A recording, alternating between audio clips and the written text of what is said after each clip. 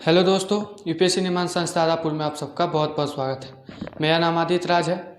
हाल ही में जो एससीओ है यानी शंघाई सहयोग संगठन, उसकी मेज़बानी भारत कर रहा है। तो भारत की मेज़बानी में एक सम्मेलन आयोजित होने वाली है। उस सम्मेलन में कौन कौन देश शामिल होंगे, कौन कौन शामिल होंगे, उन सभी के बारे में आज हमें चर्चा करना है। यानी आज इसी विषय पर हमें चर्चा करना है।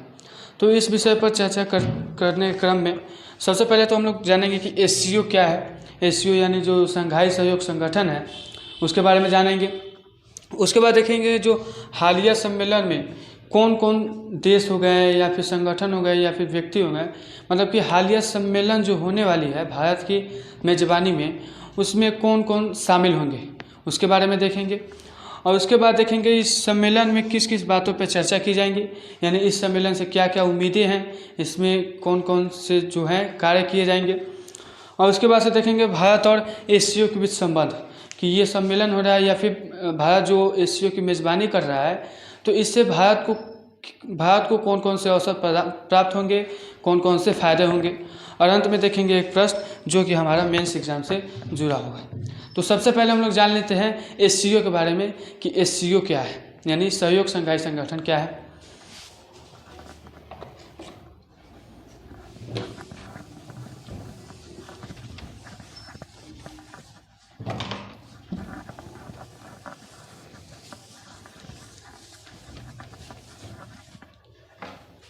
देखिए, अगर हम बात करें एससीओ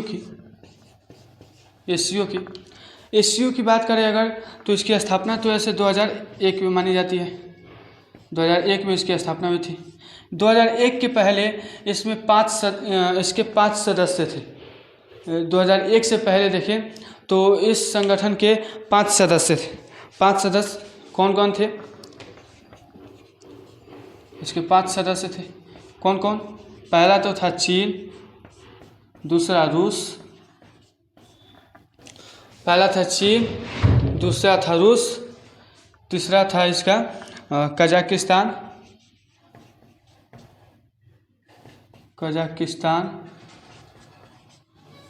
चौथा था चौथा था इसका किर्गिस्तान। जो शंघाई सहयोग संगठन है, इसके सदस्य थे चीन, रूस, तजाकिस्तान, किर्गिस्तान और कौन कौन है? चीन, रूस, कजाकिस्तान, किर्गिस्तान और ताजिकिस्तान।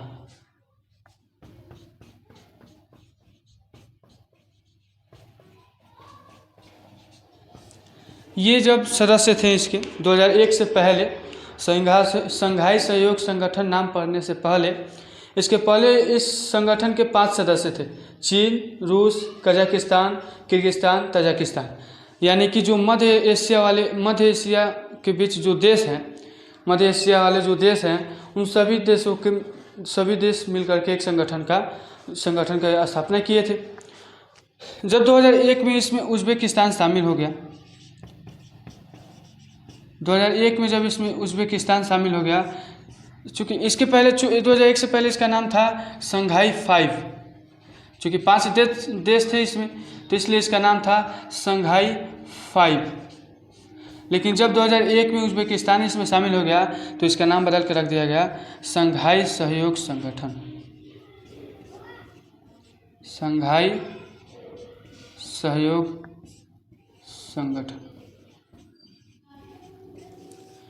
सहयोग संगठन इसलिए 2001 में इसकी स्थापना मानी जाती है, शंघाई सहयोग संगठन की। उसके बाद से देखें तो इसमें 2001 हो गया। उसके बाद से एक लंबे समय के बाद ये अस्थायी सदस्य बने रहे। उसके बाद लंबे समय के बाद 2017 में इसमें 2 देश नए सदस्य के रूप में शामिल हुए। पहला था हमारा भारत और दूसरा था पाकिस्तान। जो भारत और पाकिस्तान था, ये 2017 में एससीओ के नए सदस्य के रूप में उसमें शामिल हुआ और उसके बाद से इसकी सदस्यता करने लगा। उसके बाद 2017 के बाद से देखें तो फिर 2021 में एक और देश ईरान जो है इसका सदस्य बना। जो संघाई सहयोग संगठन है इसका सदस्य बना कौन? ईरान। ईरान जो है इसका सदस्य बना।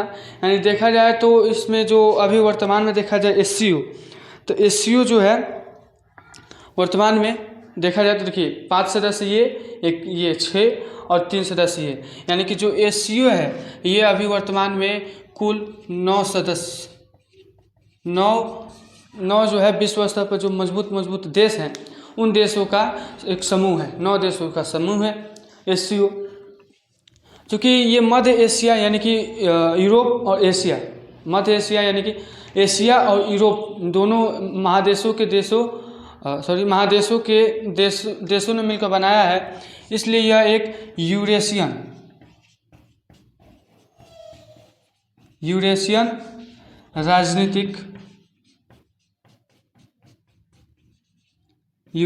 राजनीतिक आर्थिक सैन्य संगठन है।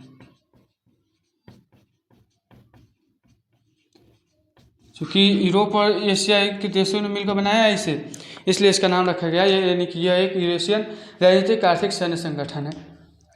SCO जो है एक यूरेशियन राजनीतिक आर्थिक सैन्य संगठन है। इसके साथ ही साथ देखिए इसके कार्य के बारे में, SCO के कार्य के बारे में, तो जो इसके जो सदस्य देश हैं उन देशों के बीच शांति, सुरक्षा और जो स्थिरता बनाए रखने का कार्य है इसका। जो SCO है इसमें जितने भी जो शक्तिशाली देश शामिल हुए हैं, जैसे चीन हो गया, रूस हो गया, भारत हो गए, इन सभी देशों के बीच जो है इसके जो सदस्य देश है 9 सदस्य देश, इन सभी देशों के बीच जो है आर्थिक सहयोग हो गया, राजनीतिक सहयोग, आर्थिक राजनीतिक सहयोग हो गए या फिर स्थिरता, सुरक्षा, इन सब की दृष्टि से इन सभी देशों के बीच के संबंध को मजबूत करना है। तो ये तो जानी हमने SCO के बारे में कि SCO में की स्थापना कब हुई, इसमें कौन कौन सदस्य देश शामिल हैं, इसके कार्य क्या हैं। अब उसके बाद से जान लेते हैं कि जो हालिया सम्मेलन होने वाला है SCO का, तो उसमें कौन कौन देश या फिर कौन कौन संगठन शामिल होने वाले हैं। एक और बात देखें इसमें, तो जो SCO है इसका उद्देश्य क्या है कि जो जितने भी देश हैं उनमें राजनीतिक स्तर पर, आर्थिक स्तर पर, प्रौद्योगिकी स्तर पर या फिर व्यापारिक स्तर पर, इसके साथ साथ और भी कई सारे क्षेत्रों के स्तर पर जो है इन सभी देशों के बीच जो संबंध है उनको मजबूत बनाना है। ये जो है उद्देश्य है SCO का। तो ये हमने SCO के बारे में जानी। अब हालिया जो सम्मेलन होने वाला है उसमें कौन कौन शामिल होने वाले हैं उसके बारे में देख लेते हैं।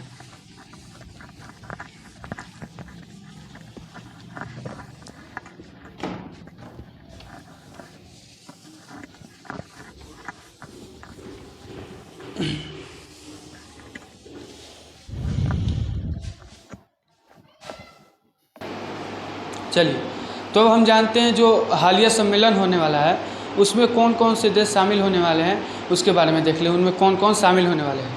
इससे पहले हम ये जान लें कि जैसा कि हम जानते हैं कि 16 सितंबर को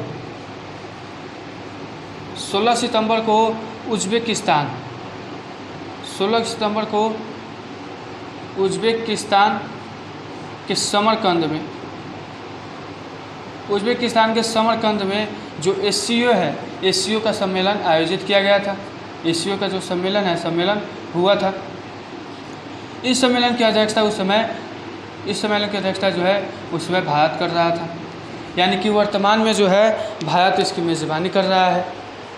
उज़्बेकिस्तान के समरकंद में जो सम्मेलन हुआ था SCO का, उसकी अध्यक्षता भारत भी कर रहा था और वर्तमान में भी SCO की जो मेज़बानी है वो भारत ही कर रहा है, यानी भारत के लिए कहीं ना कहीं महत्वपूर्ण हो जाती है। तो भारत के प्रधानमंत्री ही शामिल होते हैं इसमें।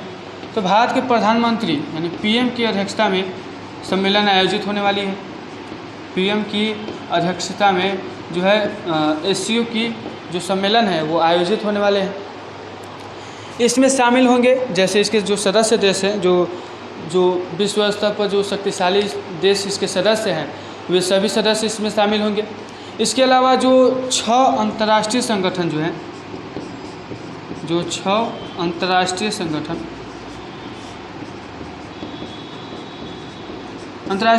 कहने का मतलब जैसे आसियान हो गया,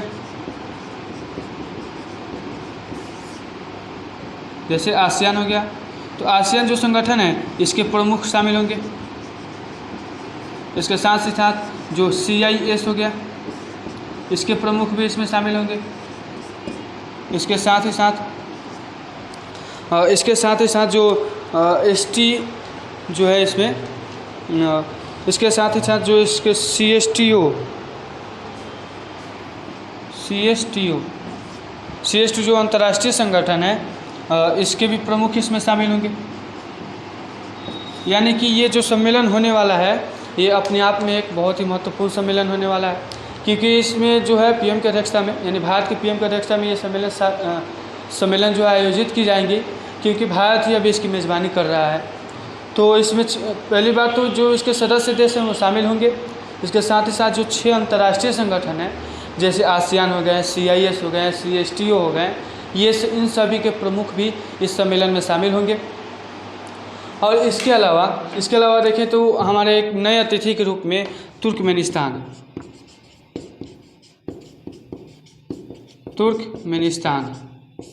जो हमारे एक नए अतिथि के रूप में तुर्कमेनिस्तान भी इस सम्मेलन में जो है शामिल होने वाला है, यानी शामिल होगा। इसके अलावा देखिए तो जो SCO है इसके प्रमुख 2 अंग हैं। इसके प्रमुख 2 अंग हैं, कौन कौन? एक तो है सचिवालय। इसके जो हमारा जो CSO है इसके 2 महत्वपूर्ण अंग हैं। पहला तो है एक सचिवालय यानी कि सेक्रेटरी, और दूसरा है वो है SCO RATS। SCO मतलब शंघाई सहयोग संगठन का RATS कहने का मतलब जो है रीजनल एंटी टेररिस्ट स्ट्रक्चर, यानी कि जो SCO है इसके 2 अंग हैं, एक तो है सचिवालय और एक है SCO के RTS मतलब रीजनल एंटी टेररिस्ट स्ट्रक्चर। इन दोनों के जो प्रमुख हैं, सचिवालय के प्रमुख और RATS के जो प्रमुख हैं, ये दोनों भी जो हैं इस सम्मेलन में शामिल होने वाले हैं। यानी कि ये सम्मेलन जो है एक बड़े स्तर पर होने वाले हैं।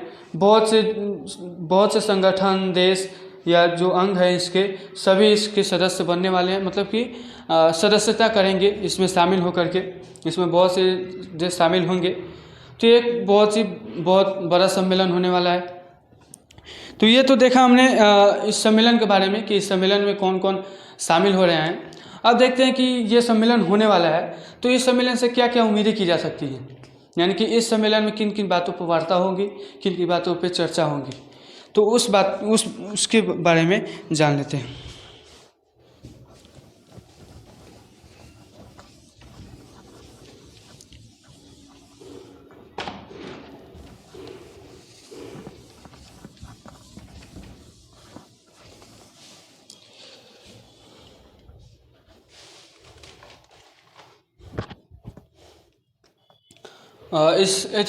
जो SCO के सम्मेलन होने वाला है इससे क्या क्या उम्मीदें की जा सकती है।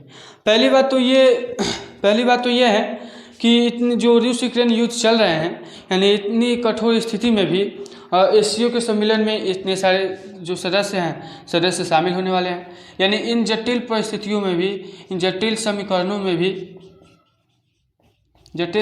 में भी जो देश हैं, जो मध्य एशिया के देश हो गए या फिर जो अंतर्राष्ट्रीय संगठन हैं, ये सभी जो शामिल हो रहे हैं इतने जटिल समीकरणों में भी। इसके बाद ही यानी कि ये कहीं ना कहीं SCO की प्रासंगिकता को दर्शाता है कि इतने जटिल समीकरणों में भी इतने सारे सदस्य इसके बने। अभी इस सम्मेलन में इतने सारे जो संगठन हैं, देश हैं, ये इसकी सदस्यता करने वाले हैं। यानी कहीं ना कहीं ये SCO की वर्तमान में प्रासंगिकता को दर्शाता है। पहली बार देखें तो ये जो SCO के जो सम्मेलन होने वाला है अभी, ये रूस के लिए बहुत ही महत्वपूर्ण है। रूस के लिए ये इसलिए महत्वपूर्ण है क्योंकि रूस यूक्रेन युद्ध के दौरान जो पश्चिमी देश थे, पश्चिमी देशों ने रूस के सहयोगी देशों से इसको अलग करने की बहुत ही कोशिश की। रूस यूक्रेन युद्ध में जो पश्चिमी देश हैं इन्होंने रूस को उसके सहयोगी देशों से अलग करने की बहुत ही प्रयास की, लेकिन जितने भी जो सभी पश्चिमी देश थे वे सभी इस कार्य में असफल रह गए। पश्चिमी देश जो हैं वो असफल रह गए। तो इससे रूस के लिए एक अवसर है, रूस के लिए एक अवसर मिलता है कि ये जाकर इस एससीओ में ये कह सकता है कि जो पश्चिमी देश जो कि इस प्रयास में लगे थे कि रूस के सहयोगी देशों से उसके संबंध तोड़ने में वे इस कार्य में असफल रहे। इसके साथ ही साथ इस रूस यूक्रेन युद्ध के दौरान इसमें एक विद्रोह हुआ था, वेगनर विद्रोह जो कि राजा के विरुद्ध हुआ था। तो हालांकि हम इतिहास में देखते आ रहे हैं कि जितनी भी क्रांतियाँ हुई हैं, जो गृह युद्ध हुए हैं या क्रांतियाँ हुई हैं, उन क्रांतियों के परिणाम स्वरूप यही हुआ कि जो सत्ता है वो सत्ता गिर जाती है, सत्ता जो सरकार गिर जाती है।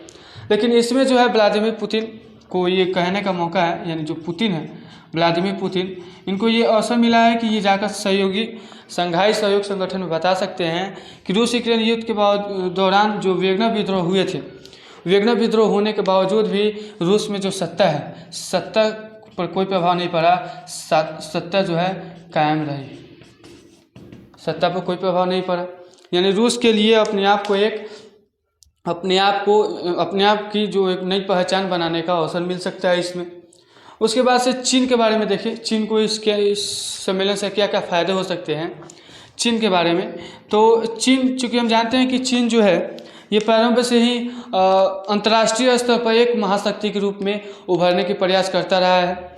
तो ऐसे में हमने देखा कि इस सम्मेलन में बहुत से अंतर्राष्ट्रीय संगठन भी शामिल होने वाले हैं, जैसे आसियान हो गया, CIS हो गए, CSTO हो गए, तो ये सभी इसमें शामिल होने वाले हैं। यानी चीन अगर इस सम्मेलन में अपनी एक अलग पहचान बना लेता है तो वो अंतर्राष्ट्रीय स्तर पर एक महाशक्ति के रूप में भी उभर सकता है। यानी बहुत से इसमें महत्वपूर्ण अंतर्राष्ट्रीय संगठन भी सदस्यता इसकी करने वाले हैं। तो ऐसे में चीन के लिए भी एक अच्छा अवसर है। इसके अलावा देखिए कि इस सम्मेलन में किन किन बातों पर चर्चा होने वाली है।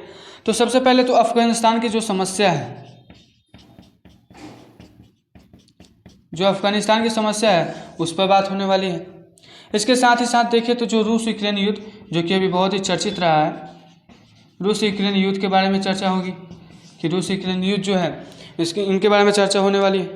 और उसके बाद जो इसमें जो सदस्य देश हैं इसके, उन सदस्य देशों के बीच जो अनेक क्षेत्र हैं, अनेक फैक्टर जो हैं, उन फैक्टरों में इन देशों के बीच जो है स्थिरता कहें या फिर संबंध को मजबूत, यानी प्रमुख रूप से देखें तो एक रक्षा क्षेत्र हो गया और एक कनेक्टिविटी क्षेत्र जो है, कनेक्शन क्षेत्र, उसमें इन सदस्य देशों के बीच के संबंध को मजबूत करने की प्रयास किए जाएंगे।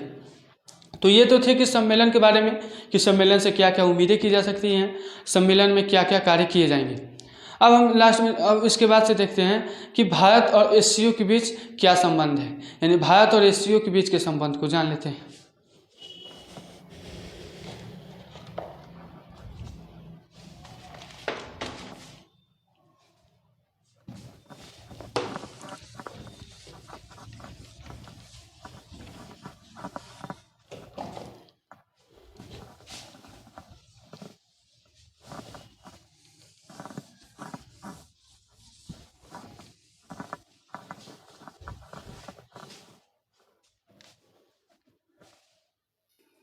चलिए अब हम भारत और एससीओ के बीच के संबंध को जान लेते हैं। भारत और एससीओ, इस संगठन के बारे में जान लेते हैं। देखिए, जैसा कि हम जानते हैं कि भारत सम्मेलन होने वाला जो है इसकी मेजबानी कर रहा है भारत। जो भारत है चूँकि इसके 2017 में सदस्य बना और अभी 2021 में यानी कि 21 में जो है इसकी मेज़बानी कर रहा है, यानी अध्यक्षता कर रहा है। तो भारत और एससीओ, भारत को किस प्रकार एससीओ की जो अध्यक्षता कर रहा है इससे किस प्रकार इसको मदद मिल सकती है, उसके बारे में बात करते हैं। तो पहली बार तो इस सम्मेलन में जो जितने भी मध्य एशियाई देश हैं, मध्य एशियाई देश हो गए या फिर यूरोप के देश हो गए या फिर जो अंतर्राष्ट्रीय संगठन है, तो ऐसे में जो मध्य एशियाई देश हैं उन देशों के साथ ये अपने संबंध को मजबूत कर सकता है, यानी ये इसे भारत को मध्य एशियाई देशों के साथ अपने संबंध मजबूत करने के अवसर भी मिल रहे हैं कि भारत अगर इसमें अपनी अच्छी पहचान बना लेता है तो मध्य एशियाई देश जो हैं उनके साथ इसके संबंध भी मजबूत हो जाएंगे मध्य एशिया के साथ, या फिर इसके जो पूर्वी देश कहें या फिर पश्चिमी देश। चूँकि भारत अध्यक्षता कर रहा है तो पूर्वी देश और पश्चिमी देशों के मध्य एक स्थिरता को कायम रखने में, एक स्थिरता बनाने में जो है भारत एक महत्वपूर्ण भूमिका निभा सकता है। कि जो पूर्वी देश हो गए, पूर्वी देश कहने का मतलब यही चीन हो गए या फिर चीन हो गए, कंबोडिया हो गया, म्यांमार हो गया, ये सब जितने भी देश हैं इन देशों के बीच मध्य एशिया कहिए या फिर पूर्वी देश, यही मध्य एशिया, उज्बेकिस्तान, तुर्कमेनिस्तान, कजाकिस्तान, इन मध्य एशिया यानी पूर्वी देश और पश्चिमी देश यानी यूरोप के देश, फ्रांस, इटली, इंग्लैंड, ये जितने भी देश हैं इन सभी देशों के बीच एक स्थिरता कायम रख सकता है भारत, क्योंकि भारत जो है इसकी अध्यक्षता कर रहा है। तो अध्यक्षता करने के क्रम में भारत जो है इन पूर्वी देश और पश्चिमी देशों के बीच एक स्थिरता कायम रख सकता है। इससे क्या होगा कि एक अंतर्राष्ट्रीय स्तर पर भारत की अलग पहचान बनेगी। उसके साथ ही साथ क्या देखें कि मध्य एशियाई जो देश हैं, हमने अभी बताया कि जो मध्य एशियाई देश है इसके साथ अपने संबंध मजबूत कर सकता है। हालांकि इसके इतिहास को अगर इसके इतिहास के पन्नों को देखें तो इससे पता चलता है कि जो मध्य एशियाई देश हैं इनके साथ जो भारत का है ऐतिहासिक एवं सांस्कृतिक संबंध जो है स्थापित हुए हैं, मतलब कि ऐतिहासिक एवं सांस्कृतिक संबंध रहे हैं।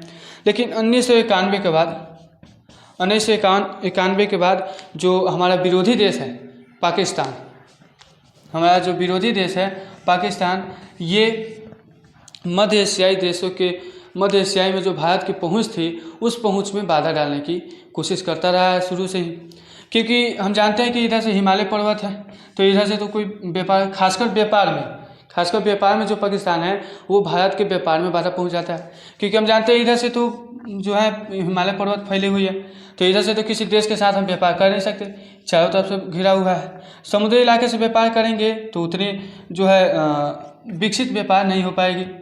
इधर से जानते हैं कि इधर सुलेमान पर्वत है और यहाँ से किरथार पर्वत है, यानी कि अगर मध्य एशिया जो है ये मध्य एशियाई देश, जो मध्य एशिया के देश है मध्य एशियाई देश, उनके साथ अगर व्यापार करना हो तो इसी रास्ते से यानी पाकिस्तान से होते हुए हमें जाना पड़ेगा। और चूँकि हम जानते हैं पाकिस्तान हमारा विरोधी देश है, वो कभी नहीं चाहेगा कि भारत जो है किसी मध्य एशिया देश के साथ अपनी पहचान बनाए, तो इसलिए ये व्यापार को बाधा पहुंचाने की हमेशा से कोशिश करता रहा है। तो भारत के लिए ये अवसर है कि चूँकि हम जानते हैं इस सम्मेलन में व्यापार पर भी बात होने वाली है, जितने भी सभी सदस्य देश हैं उन सभी सदस्य देशों के बीच व्यापार को भी मजबूत करने पर वार्ता की जाएंगी, चर्चा की जाएंगी।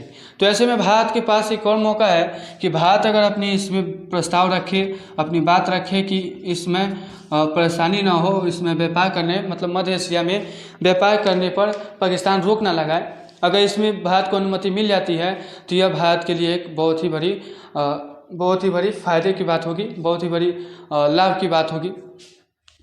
तो ऐसे में भारत को भी इस जो शंघाई सहयोग संगठन जो है इसके जो सम्मेलन होने वाली है उसमें भारत को भी बहुत सारे लाभ मिलेंगे, बहुत सारे लाभ प्राप्त होंगे। इसके साथ ही साथ देखिए जैसे मध्य एशिया के साथ व्यापार करेगा तो उसकी पहचान बनेगी। जैसे उदाहरण के रूप में देखें तो जो हमारे पीएम ने जो यूएसए की यात्रा की, अमेरिका की यात्रा की, तो इससे भारत और अमेरिका के बीच जो संबंध है वो काफ़ी मजबूत भी हुए। भारत की जो यात्रा किए प्रधानमंत्री, उनके जो संबंध है वो काफ़ी मजबूत हुए। तो ऐसे में जो व्यापार पर भी चर्चा होने वाली है, यानी भारत को इस सम्मेलन से बहुत ही फायदे मिलने वाले हैं। इसके अलावा देखिए तो इस सम्मेलन में 4 दस्तावेजों पर हस्ताक्षर किए जाएंगे। पहला है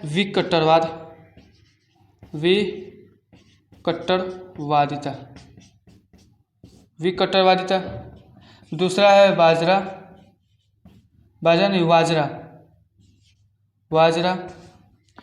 तीसरा है, पहला है विकट्टरवादिता, दूसरा है बाजरा, तीसरा है मिशन लाइफ। मिशन लाइफ का मतलब क्या है कि जैसे मतलब मिशन मतलब होता है जो लक्ष्य, और लाइफ यानी जीवन को बचाने के जो लक्ष्य हैं, यानी कि अपने व्यवहार में परिवर्तन कर पर्यावरण को अगर हम सुरक्षित रखते हैं तो इससे जो हमारी लाइफ है वो यानी हमारे जीवन जो है वो सुरक्षित रहेंगे। तो मिशन लाइफ के अंतर्गत यही कार्य किए जाते हैं कि अपने व्यवहार में परिवर्तन कर पर्यावरण को सुरक्षित रखा जाता है, पर्यावरण को साफ सुथरा रखा जाता है। तो मिशन लाइफ पर भी हस्ताक्षर होंगे। और इसके बावजूद चौथा दस्तावेज यह है कि चौथा दस्तावेज है डिजिटाइजेशन।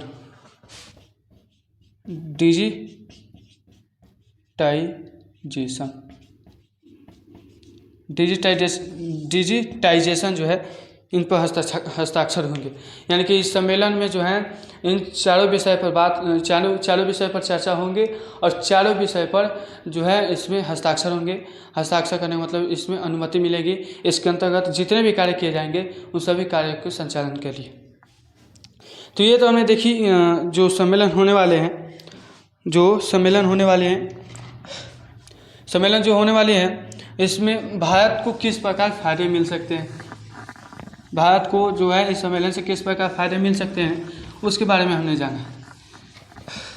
तो इसके साथ ही हमने पूरे टॉपिक के बारे में बात कर ली कि जो शंघाई सहयोग संगठन है वो क्या है, उसके सदस्य कौन कौन से हैं, कब कब शामिल हुए थे, इस संगठन के जो हालिया सम्मेलन होने वाला है उस सम्मेलन के बारे में भी हमने जानकारी प्राप्त की। तो ये तो हुई हमारे टॉपिक की बात। अब इस टॉपिक से संबंधित एक प्रश्न को देख लेते हैं।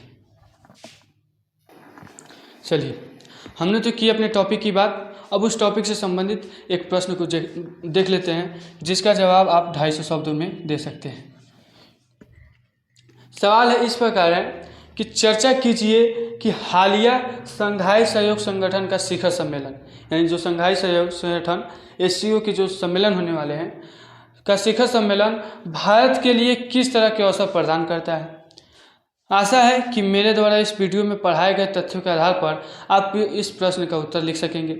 इसके साथ ही साथ आप कमेंट बॉक्स में इसका उत्तर दे सकते हैं कि भारत SCO का सदस्य कब बना। तो इसी के साथ हम लोग की टॉपिक समाप्त होती है। जल्दी मिलते हैं एक नए टॉपिक के साथ। तब तक के लिए हंसते रहिए, हंसाते रहिए और पढ़ते रहिए, पढ़ाते रहिए। धन्यवाद।